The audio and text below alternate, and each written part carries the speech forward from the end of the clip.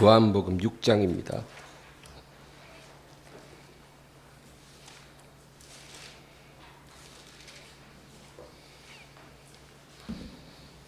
6장 16절에서 29절까지 합독하겠습니다.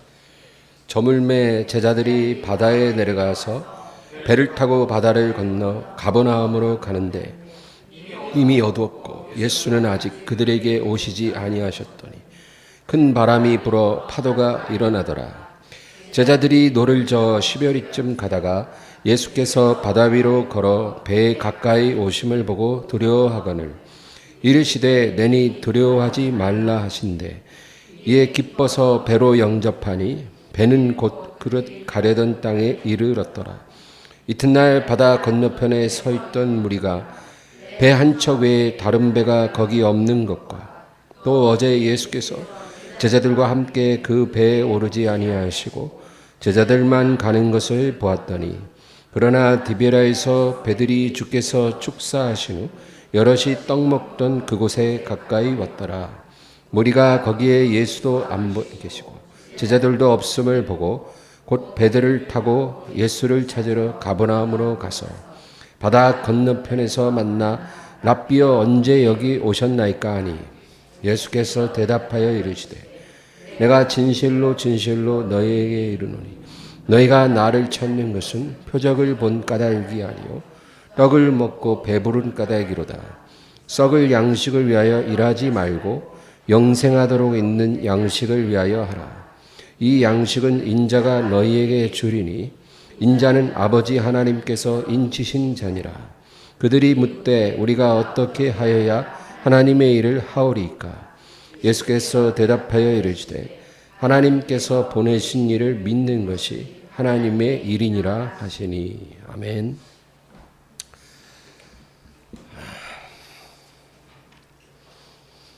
우리가 아는 것 같이 예수님은 하나님의 아들이시고 또 태초부터 계신 말씀이시죠. 예수님은 삼위일체 하나님이십니다. 그래서 근본 하나님의 본체시라 그렇게 말씀합니다. 예수님은 하나님이십니다. 나와 아버지는 하나이니라. 여러분 누가 그렇게 말할 수 있습니까? 어떤 존귀한 천사도 그렇게 말할 수는 없죠. 예수님만이 나와 아버지는 하나다 그렇게 말할 수가 있는 것입니다. 그러나 우리가 그렇게 말할 수 있어요. 우리가 예수님 안에 있고 예수님이 우리 안에 있으면 나와 아버지와 아들과 성령은 하나다 그렇게도 우리는 말할 수 있는 것입니다. 얼마나 감사한지 몰라요.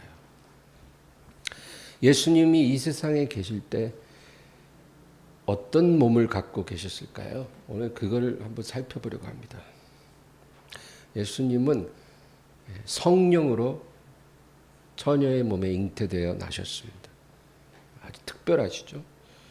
성경이 예수님에 대해서 분명하게 말하는 게 두 가지가 있어요. 첫째는 예수님은 완전한 인체를 가지셨다는 겁니다. 우리랑 다른 게 하나도 없다는 거예요. 예수님이 인조인간 아닙니다. 어떤 사람과 짐승이 섞인 반인 반수의 그런 하이브리드도 아니셔요. 히랍 신화에 보면 그런 신들이 많이 나오죠. 반은 사람, 반은 동물, 또 반은 신, 반은 인간, 뭐 이런 식으로. 예수님 그런 존재가 아니라는 거예요. 예수님은 우리와 똑같은 외관을 갖고 계시고, 우리와 똑같은 체질을 가지시고, 오장육부를 가지시고, 배고프시고, 또 목마르시고, 또 고단하시고, 예수님은 탈진하기도 하시고, 또 통증을 느끼기도 하십니다. 채찍에 맞으실 때 예수님이라고 해서 덜 아프신 게 아니에요. 우리가 똑같은 고통을 느끼시고 또 희로애락의 감정을 다 갖고 계셨다는 겁니다. 완전한 인체를 가지시고 사람의 감정을 갖고 계셨어요. 그리고 또 두 번째로 성경이 말해주는 분명한 사실은 예수님은 성령으로 잉태되셨기 때문에 아담의 원죄가 없다라는 겁니다. 우리랑 다른 점이에요. 우리는 우리 부모를 통해 태어난 사람이기 때문에 원죄가 유전돼요. 예수님은 성령으로 천의 몸을 통해 나셨어요. 그래서 아담의 원죄에서 자유로우시고 또 성령으로 충만하시기 때문에 죄를 짓지 않으셨습니다. 그는 시험을 받으셨으나 범죄치 않았다고 말합니다. 그러므로 예수님은 완전한 사람의 몸과 죄 없는 영혼을 갖고 계셨어요. 그래서 인류를 위해 대속할 수 있는 조건을 가진 유일한 사람이었다는 것입니다. 여러분, 아담의 후손 중에는 그런 자격을 갖춘 사람이 없어요. 누가 죄가 없이 태어날 수 있습니까? 그래서 인류를 대속할 수 있는 조건을 가지신 분은 예수님밖에 없었다. 그래서 하나님께서 스스로 자기를 비하해서 사람이 되신 거예요. 왜? 십자가의 죽으심으로 우리를 대속하기 위해서. 어떤 사람은 그런 말을 합니다. 그냥 용서해버리면 안 되나요? 뭐 이렇게 복잡합니까? 창조주가 피조물 좀 용서하면 되지, 까짓 거. 뭐 간단하게 그냥 용서하면 되는 거지. 뭐 하나님 아들이 사람이 되어 오시고 뭐 십자가에 못 박혔다 살아나시고 뭐 그렇게 복잡합니까? 근데 여러분, 성경에는 분명하게 피 흘림이 없이는 죄사함이 없느니라. 이거는 그냥 하나님의 공의예요. 하나님은 하나님의 성품이 있잖아요. 하나님은 공의로우신 분이기 때문에 피 흘림 없이 죄사함이 없다라는 거예요. 그럼 누구 피가 필요합니까? 일단 죄 없는 피가 필요해요. 죄 없는 피여야 죄인을 속할 수 있는 거예요. 그리고 사람의 피여야 해요. 그럼 여러분, 죄 없는 사람의 피가 어디 있습니까? 없거든요. 그래서 하나님이 친히 사람이 되실 수밖에 없었다는 거예요. 짐승의 피로도 안 되는 거고 죄인의 피로도 안 되기 때문에 하나님이 사람이 되어 이 세상에 오시고 십자가에서 우리를 위해 죽으신 거예요. 그래서 아담 한 사람으로 죄가 이 세상에 들어왔고 예수 한 사람으로 죄가 씻겨지게 하는 게 하나님의 공이에요. 우리가 거기에 대해서 뭐 이의를 제기하고 뭐 불만을 말아도 소용없어요. 그건 하나님의 공이에요. 한 사람으로 죄가 들어오면 한 사람으로 죄가 씻겨지는 거예요. 첫사람 아담의 죄로 인해서 우리에게 죄가 들어온 것처럼 둘째 아담 예수를 통해 우리의 죄가 씻겨지게 하는 게 하나님의 뜻이었다는 겁니다. 그래서 여러분, 가정에도 한 사람의 불순종으로 고통이 들어옵니다. 그러나 한 사람의 회개와 순종으로 그 고통이 떠나고 하나님의 복이 임하게 돼요. 이것이 하나님의 법칙입니다. 예수님은 육체로 이 세상에 계실 때 종종 자연의 법칙을 초월하는 그런 모습을 보이셨어요. 우리와 똑같은 인체를 가지신 분이 자연의 법칙, 물리의 법칙을 초월하는 경우가 있었다는 겁니다. 한 번은 부활하신 예수님이 제자들이 모인 집에 갑자기 나타나죠. 그때는 이제 사람들이 두려워서 문을 다 잠그고 창문도 다 닫고 그리고 제자들만 모여 있는데 갑자기 예수님이 나타나셔서 너희에게 평안이 있을지어다. 근데 예수님 부활의 몸을 갖고 계시거든요.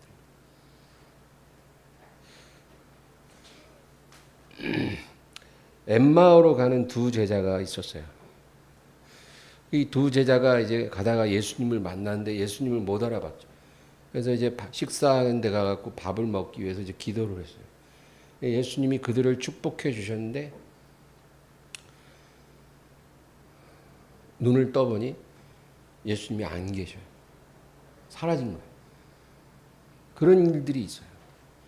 오늘 우리가 읽은 성경에도 예수님이 바다 위를 걸어와 배에 오르셨다. 이런 일이 있다는 거예요.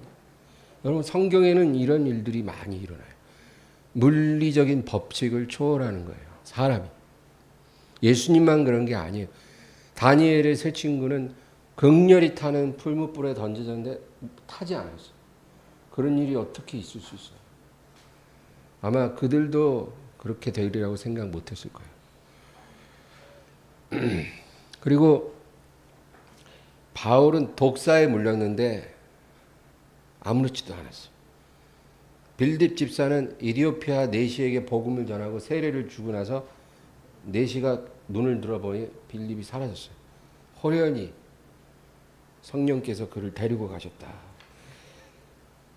그 외에도 히스기야 왕은 죽을 병이 걸렸어요. 근데 이사야 선지자가 와서 무화과 반죽을 아픈 곳 위에 딱 올려놓으니까 병이 나았더라는 거예요. 나라의 모든 명의 명약을 다 동원해도 고칠 수 없는 병이에요. 하나님이 죽을 거라고 말씀도 주셨어요. 근데 히스기야가 면벽 기도를 하니까 하나님께서 15년을 연장시켜 주시는데 무화과 반죽을 종초에 올려놓으면 나으리라. 그런 일이 어떻게 일어날 수 있습니까, 여러분? 죽을 병이. 근데 그런 일이 일어난다. 예수님은 말씀만으로 문둥병을 고치고 중풍병을 고치셨어요. 말씀으로. 또 안수하심으로 베드로의 장모의 열병이 떠나고 즉시로 일어나게 하셨어요. 저도 안수해서 몇 명 낫는 거 봤어요. 늘 그랬으면 얼마나 좋겠는데 늘 그렇지는 않더라고요. 가끔 그래요. 또 예수님은 침을 뱉어 그렇게 해갖고 말 못하고 귀 먹은 자의 혓바닥에다가 그 침 묻은 손을 탁 대시고 또 양쪽 귀에 손가락을 탁 넣으셔서 에바다 열리라 그러니까 말하고 듣게 돼요. 성경에는 이런 일들이 아주 많이 나옵니다. 여러분, 이런 일들이 지어낸 얘기가 아니라 실제 일어났다는 것을 믿으세요? 그 일은 일어났어요. 우리의 육체와 우리의 삶은 자연적 법칙의 지배를 받습니다. 일반적으로. 예. 그러나 이 자연의 법칙은 초자연의 법칙의 지배를 받는다는 걸 알아야 돼요. 이 세상에는 어떤 자연적인 법칙만 있는 게 아니라 그것을 지배하는 초자연적 법칙이 있다는 것. 그걸 우리가 알고 있어야 된다는 겁니다. 우리가 하나님과 온전히 동행하고 하나님의 마음과 생각을 갖고 또 하나님의 뜻을 따라 살면 이런 일들이 우리 삶에도 종종 일어난다는 걸 믿으시기 바랍니다. 이것을 표적이라고 말하는 거예요. 표적. 표적이라는 것은 하나님께서 어떤 상황에 허락해 주시는 초자연적인 능력이에요. 그냥 우연히 일어나는 게 아니고 또 우리가 원한다고 일어나는 게 아니고 무조건 믿습니다 한다고 다 되는 것만도 아니더라고요. 하나님이 원하셔야 돼요. 그 하나님의 영광을 드러내기 위해 하나님의 사랑을 우리에게 보여주시기 위해 하나님께서 이런 표적을 나타내셔요. 믿음이 부족한 자들을 견고하게 하기 위해서 또 그런 일을 행하기도 하십니다. 그래서 여러분, 저는 목회하면서 이런 표적을 많이 봤어요. 병원에서 못 고치는 병을 예배 중에 낫는 사람을 보았습니다. 어떻게 그런 일이 일어날 수 있을까요? 그런 일이 일어난다는 거예요. 망할 수밖에 없는 그런 완전히 기울어진 사업인데 희한하게 그 사업이 살아나서 번창하는 것도 보게 됩니다. 또 도저히 자기 실력으로 들어갈 수 없는 직장, 취직이 돼요. 자기도 몰라요. 이게 어떻게 이런 일이 일어나지? 자기 실력으로는 안 될 것 같은 학교에 입학을 하게 되고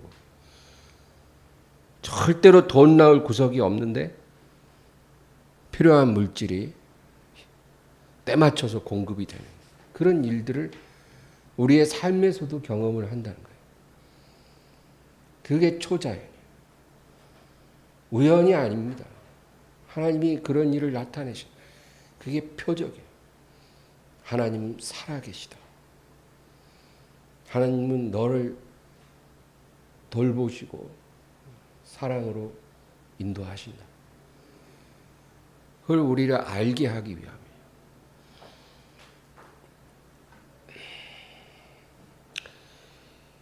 하나님은 정말로 때로는 믿음이 부족한 사람에게 확실한 믿음을 주시기 위해 표적을 주시기도 합니다. 꼭 믿음이 좋은 사람만 표적이 보여지는 게 아니에요. 믿음이 부족한데도 표적을 주시기도 해요. 여러분, 이스라엘이 430년을 애굽에서 노예 생활을 했어요. 430년이면 여러분 누가 거기서 해방될 거라고 믿었겠어요? 한번 생각해 보세요. 430년을 노예 생활을 한 민족이 자기들이 해방될 거라고 믿었겠냐고요. 아무도 안 믿었을 거예요. 근데 어떻게 그런 표적이 일어납니까? 숙명이라고 생각하고 사는데 성경을 보니 하나님은 아브라함에게 하신 약속을 기억하셨더라. 아브라함에게 약속을 하셨어요. 내가 너의 후손을 건져서 이 땅으로 심고 복을 주리라. 그때 아브라함에게 약속하신 땅은 가나안 땅이에요. 아브라함이 살고 있던 땅. 내가 너의 후손을 구원해서 이 땅에 심을 것이다. 그 약속을 언제 하냐면 500년 전에 했어요. 500년 전에 한 약속을 기억하시고 이스라엘 민족을 구원하기 위해 가기 싫다는 모세를 그냥 강제로 때밀어 갖고 보내서 출애굽을 시키신 거예요. 그렇게 하나님이 역사하신다는 거예요. 여러분, 부모가 하나님을 경외하고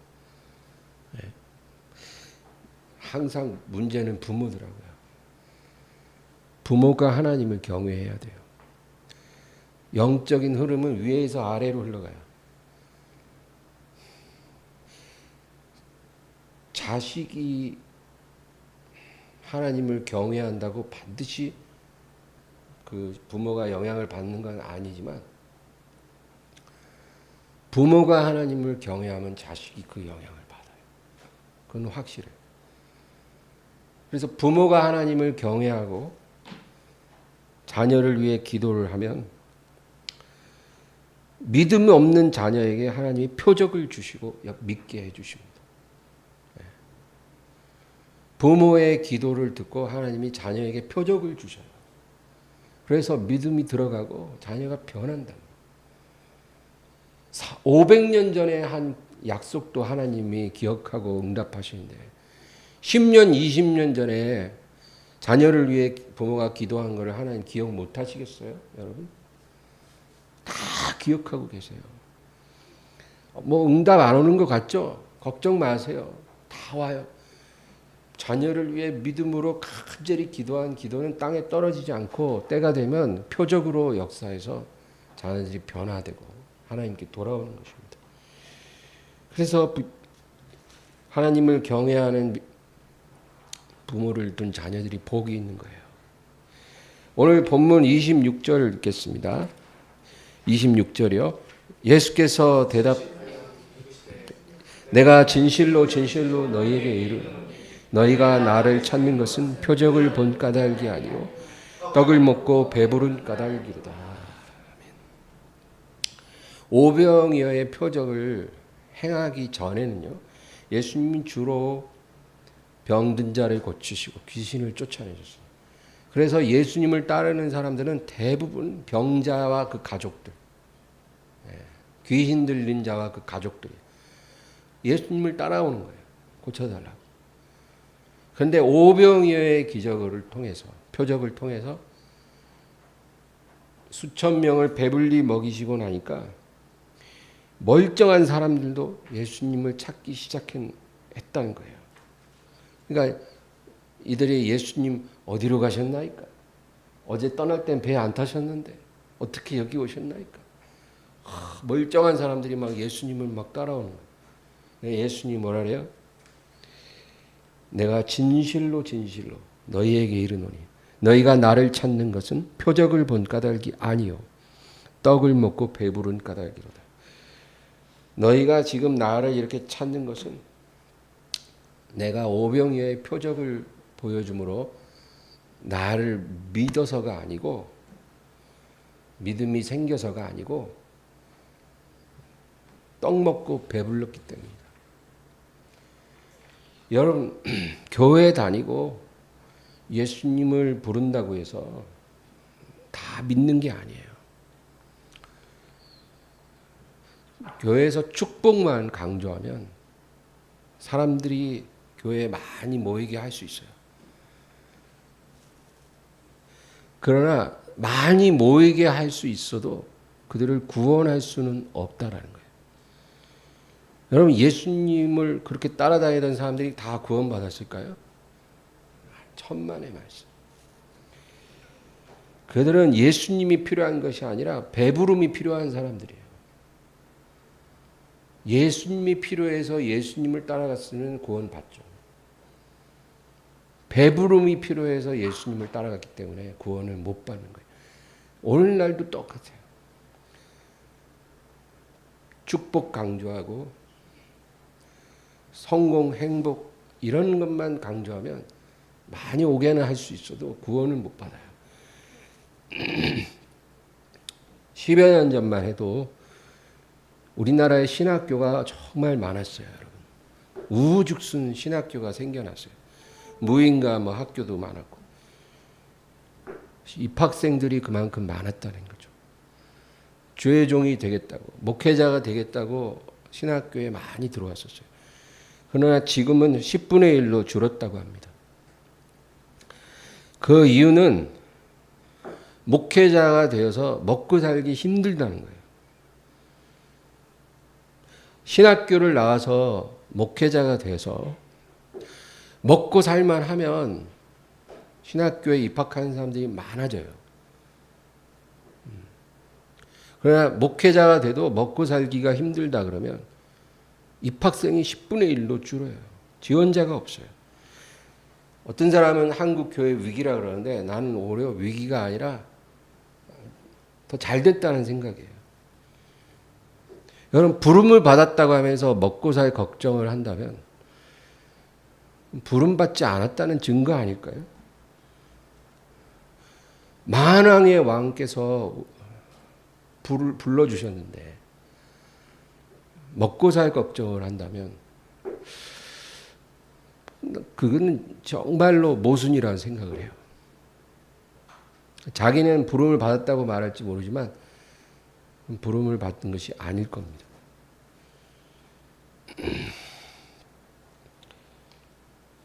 마치 하나님 앞에 인색한 사람이 하나님을 사랑한다고 말할 때 그것이 어울리지 않는 것처럼 언밸런스한 거예요. 27절을 다 같이 읽겠습니다. 썩을 양식을 위하여 일하지 말고 영생하도록 있는 양식을 위하여 하라. 이 양식은 인자가 너희에게 주리니 인자는 아버지 하나님께서 인치신 자니라. 썩을 양식을 위해 하나님을 찾지 말고 영생의 양식을 위해 하나님을 찾으라.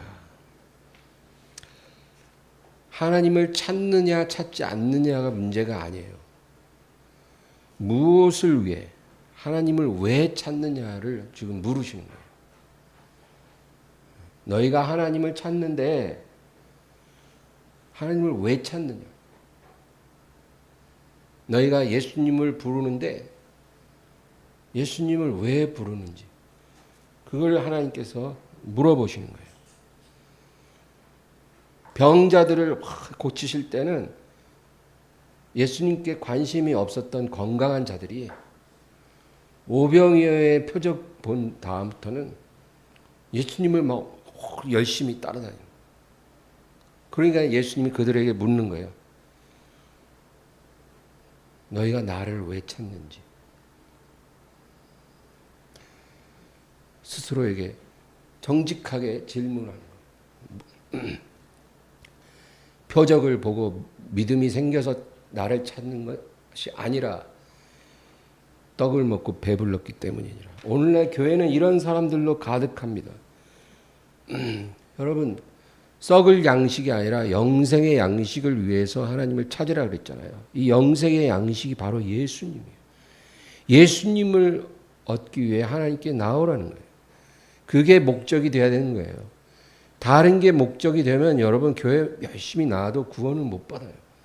예수님을 얻기 위해 교회를 나와야, 하나님 앞에 나와야 구원을 받는 거예요. 그래서 믿음과 긍정이 다릅니다. 제가 엠마오 컬럼에도 한번 썼는데 긍정이라는 것은, 긍정이라는 단어, positive thinking이라는 단어는 성경에는 안 나오는 말이죠. 그것은 내가 중심이에요. 내가. 그게 그 믿음과 다른 점이에요. 내가 중심이고 내 뜻을 이루기 위해 하나님 앞에 예배하고 기도하고 헌금도 하고 봉사도 하는 거예요. 내가 중심에 있고 내 뜻을 이루기 위해 하나님께 나오는 거예요. 그게 긍정이에요. 이 사람들은 늘 그런 말을 해요. 긍정적으로 생각하고 긍정적으로 말하고 긍정적으로 행동을 해야 복을 받는다는 거예요. 그걸 당연하게 여깁니다. 그러나 여러분, 믿음은 하나님이 중심이에요. 하나님이 중심. 내가 아니라 하나님이 중심이고 하나님의 뜻을 이루기 위해 나를 깨뜨리고 십자가에 못 박고 나를 하나님 앞에 드리는 거예요. 이게 믿음이에요. 완전히 달라요, 여러분. 비슷한 게 아니에요. 180도 달라요. 하나님이 중심이고 예수님이 중심이에요. 그분을 위해, 그분의 뜻을 이루기 위해 나를 못 박는 게 믿음이에요. 아무리 긍정을 해도 여러분 그것으로 하나님께 영광을 못 돌려요. 내 영혼도 구원을 못 해요. 믿음이 있어야 하나님을 기쁘시게 하고 내 영혼을 구원하는 거예요. 교회에 앉아있다고 다 구원받는 게 아니고 긍정의 사람과 믿음의 사람을 하나님이 나누십니다. 오늘날 현대교회는 그게 바로 알곡과 가라지를 나누는 거예요. 예수님이 제자들 앞에서 내 마음이 심히 고민하여 죽게 되었으니 너희는 여기 나와 함께 있으라. 나는 받을 세례가 있으니 이루기까지 나의 답답함이 얼마나 크겠느냐. 그러니까 예수님 제자들 앞에서 나 지금 내 마음이 너무 고민되어 죽을 것 같아. 그래, 너희들은 어디 가지 말고 내 옆에 같이 있자. 여러분, 예수님이 이렇게 말했어요. 내가 받을 세례가 이루기까지 내 마음이 답답해 미칠 것 같다. 그렇게 제자들에게 말을 했다는 거예요. 만약에 긍정주의자가 그 옆에 있었으면 아마 이렇게 말을 했을 거예요. 주님, 입 조심하세요. 긍정적인 말을 해야 하나님이 복을 주지. 그렇게 답답하다, 고민된다, 죽겠다, 괴롭다, 그런 말을 하니까 인생이 그렇게 힘들고 괴로운 거예요. 주님, 행복하기 원하고 형통하기 원하면 긍정적인 말을 하세요 좀. 아마 예수님이 야단 맞았을 거예요, 그 사람한테. 나는 행복합니다. 나는 잘 될 것입니다. 나는 복 받은 사람입니다. 여러분 이런 말을 100번 1000번 해도 그대로 안 될 거예요. 성경은 너희가 패역한 길을 버리고 내게 돌아와서 내게 회개하고 마음을 새롭게 함으로 변화를 받아 나의 뜻을 행하면 복을 받으리라 그래요. 그게 성경이 말하는 복 받는 길이에요. 하나님 앞에 돌아와서 회개하고 하나님께 순종하고 하나님을 사랑하고 하나님의 뜻대로 살면 복을 준다 그랬지. 긍정적인 생각을 하고 긍정적인 말을 하고 긍정적인 행동을 하고 나는 성공합니다. 나는 잘 됩니다. 이렇게 고백한다고 해서 하나님이 복을 준다고 약속한 적이 없어요, 여러분. 27절 후반에 보면 이 양식은 인자가 너희에게 주리니 인자는 아버지 하나님께서 인치신 자니라. 이 썩을 양식이 아니고 영생의 양식을 내가 너희에게 준다는 거예요. 이 영생의 양식을 내가 너희에게 주리라. 근데 그 양식이 뭐예요? 예수님이 주겠다고 한 양식이 35절로 내려가 보세요. 다 같이 읽어봅니다. 예수께서 이르시되 나는 생명의 떡이니 내게 오는 자는 결코 줄이지 아니할 터요 나를 믿는 자는 영원히 목마르지 아니하리라. 예수님이 바로 떡이고 영생의 양식이에요. 그러니까 예수님이 주겠다고 한 거는 바로 예수님이에요. 너희가 이 떡을 먹어야 산다는 거예요. 이게 복 받는 길이에요. 긍정적인 생각이나 말이 아니고 예수님을 우리가 가져야 돼요. 내 안을 긍정적인 생각, 잘 될 거야. 이런 생각으로 채우라고 하지 않고 예수님으로 채우라는 거예요. 우리 안을. 그것이 복의 길이고 생명의 길이고 영생의 길이에요. 이제 마지막으로 28절, 29절 다 같이 읽습니다. 그들이 묻되 우리가 어떻게 하여야 하는 예수께서 이르시 하나님께서 보내신 일을 믿는 것이 하나님의 일이니라 하시니 하나님의 보내신 일을 믿는 것이 하나님의 일을 하는 것이다. 하나님 보내신 일을 믿는 것.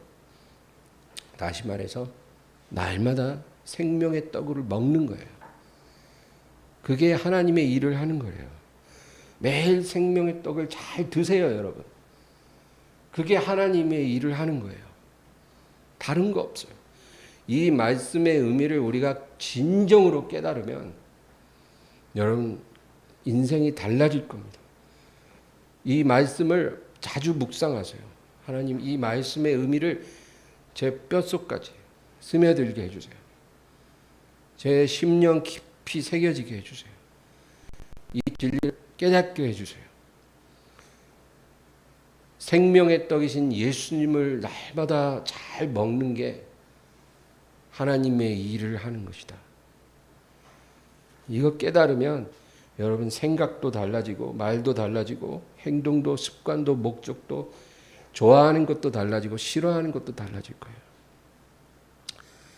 우리의 삶이 완전히 달라질 거예요. 달라지려고 노력을 해도 안 달라지는데 예수님으로 내 안을 채우고 그 떡을 먹기 시작하니까 달라지기 시작합니다. 여러분 예수님은 빛이라고 하잖아요. 빛이 들어오면 어둠은 사라진 거예요.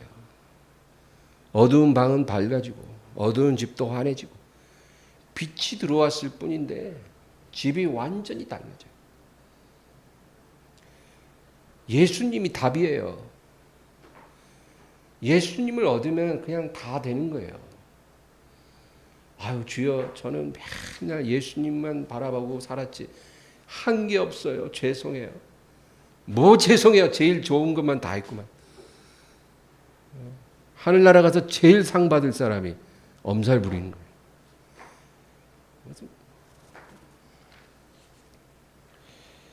에베소 교회는 일을 택하였다가 예수님을 잃어버린 교회로 책망을 받았어요.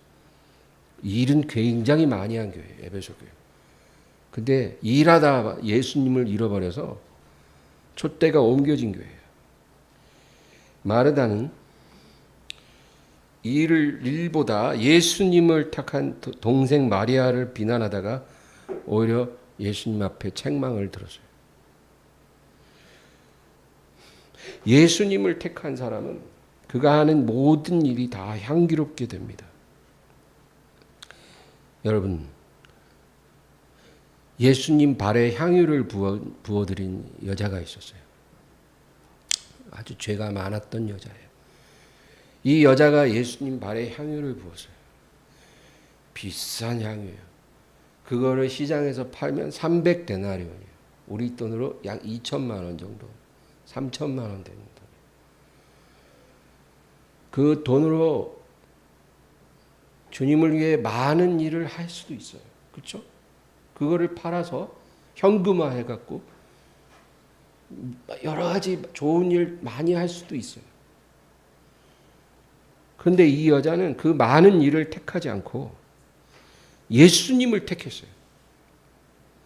그 팔아서 가난한 자 이 집도 좀 주고 저 집도 좀 주고 뭐 저기 독거노인 도와주고 뭐 저기 장애인 가정 도와주고 또 뭐 이것도 하고 저것도 하고 뭐 많은 일을 할 수도 있는데 그렇지 않고 예수님을 선택했어요. 예수님께 집중하기를 원했어요.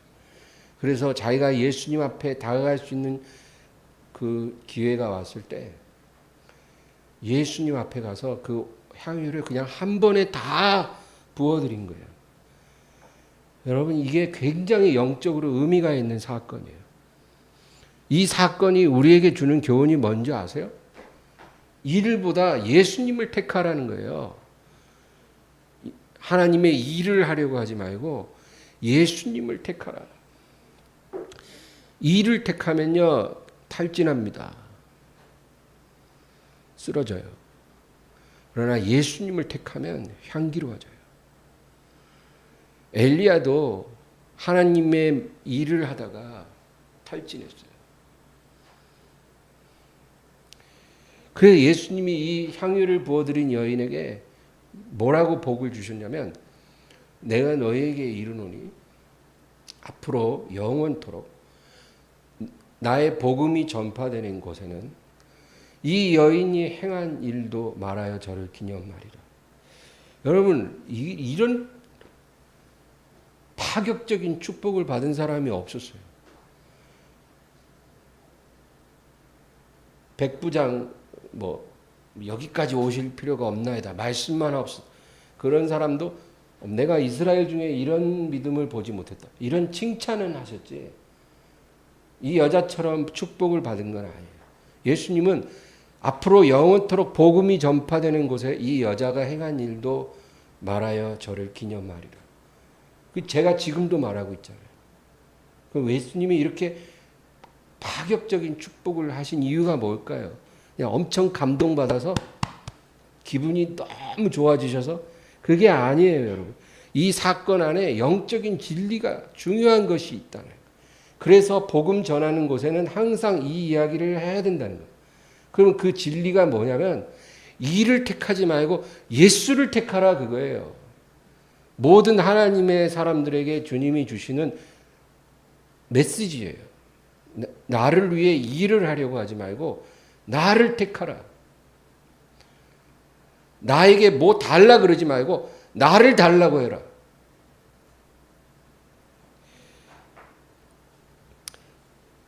예수님을 원하고 예수님을 구하고 예수님을 집중하는 것이 그게 참된 일이고 참된 사역이고 그리고 참된 제사고 예배예요. 우리가 이거 깨닫게 해달라고 하나님 앞에 기도해야 돼요. 이거 깨달으면 다 변해요. 다. 말도 변하고 생각도 변하고 행동도 변하고 인생관도 변하고 인생의 목표도 변하고 삶의 방식이 다 틀려져요. 달라져요. 여러분, 예수님을 선택하기 바라요. 일을 택하지 말고 예수님을 원하여 교회에 나오시고 예배도 드리시고, 그리고 기도할 때도 주여 저에겐 필요한 것이 많으나 제가 지금 원하는 것은 당신이십니다. 저는 주님을 얻기 원해요. 내 안에 주님이 가득하면 저는 행복합니다. 더 바랄 것이 없을 것입니다. 주님을 얻기 원합니다. 이렇게 여러분 기도하고 주님을 섬기시기를 주의 이름으로 축원합니다. 말씀을 생각하면서 간절히 기도하겠습니다. 주여, 주여, 주여. 감사합니다.